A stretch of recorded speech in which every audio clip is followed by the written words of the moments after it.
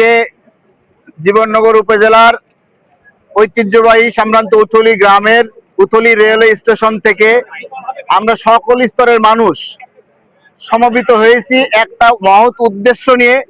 সেটি হচ্ছে ঐতিহ্যবাহী উথলি গ্রামে যে স্টেশনটি আছে এখানে আন্তনগর ট্রেন দাঁড় করানোর জন্য। এটার বিশেষ কারণ হচ্ছে জীবননগর উপজেলা তথা পার্শ্ববর্তী দর্শনা থানার 20 থেকে 25টা গ্রামের মানুষ এই উথলি গ্রাম এবং উথলি স্টেশনের উপর নির্ভরশীল।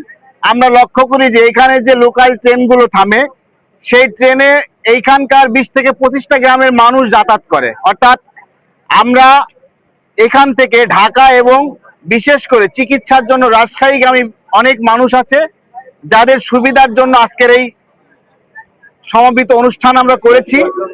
সবচেয়ে বড় কথা হচ্ছে খুলনা থেকে আগত মোবারকগঞ্জ, কোটচাঁদপুর, পার্শ্ববর্তী সাবদারপুর এবং জয়রামপুর দর্শনা এতটা অঞ্চলের এই কিছু কিলোমিটার জুড়ে যে লোকাল স্টেশনগুলো রয়েছে সেগুলো আমার মনে হয় উথলির থেকে খুব বেশি উন্নত নয়। সুতরাং উথলির মতো একটা উন্নত জায়গা, উন্নত এলাকা যদি বাদ পড়ে মোবারকগঞ্জের মতো জায়গা, সবদালপুরের মতো জায়গায় স্টেশন স্টপেজ দেওয়া হয়, তাহলে উথলিতে কেন দেওয়া হবে না?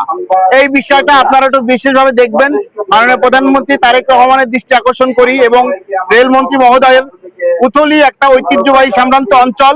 যদি খুলনা থেকে আগত মোবারকগঞ্জ, সাবদালপুর এবং জয়রামপুরের থেকে উথলি কোনো অংশে কমা ঐতিহ্যবাহী কম উন্নয়নশীল দেশ হয়, এলাকা হয়, সেক্ষেত্রে আপনারা বিষয়টা বিবেচনা করবেন। সবচেয়ে বড় কথা হচ্ছে আমরা লক্ষ্য করেছি যে দর্শনা এবং অন্যান্য অঞ্চলে মাদক কারবারি সহ বিভিন্ন কুচক্রী মহল রেল যোগাযোগে বিভিন্ন অপ্রীতিকর অকাজ করে থাকে।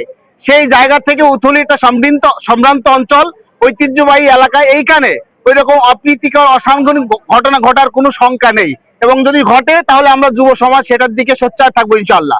সুতরাং আজকের এই মঞ্চ দিয়ে, আজকের অনুষ্ঠান দিয়ে আমাদের বিনয়ের সাথে আহ্বান দেশবাসীর কাছে তথা রেলমন্ত্রী বরাবর, আমাদের এই সঠিক দাবিটা অবশ্যই যেন পূরণ করা হয়, এটার বিশেষ বিবেচনা যেন করা হয়।